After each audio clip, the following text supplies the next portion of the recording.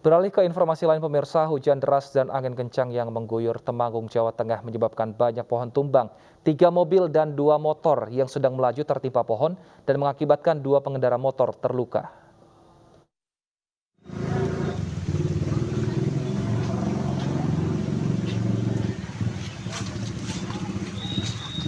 Wah, wong iki sing nggo motor.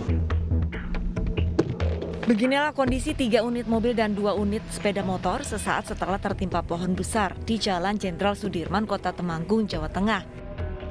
Kelima kendaraan ini tertimpa pohon yang tumbang akibat angin kencang dan hujan deras. Saat tertimpa pohon, kelima kendaraan ini tengah melintas di jalan raya. Akibat peristiwa ini, 2 pengendara motor mengalami luka cukup serius dan dilarikan ke rumah sakit. Mobil 3, motor 2.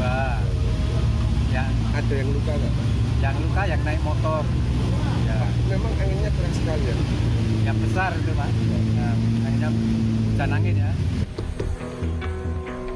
Saat kejadian, arus lalu lintas sempat macet dan harus dialihkan melalui jalur alternatif.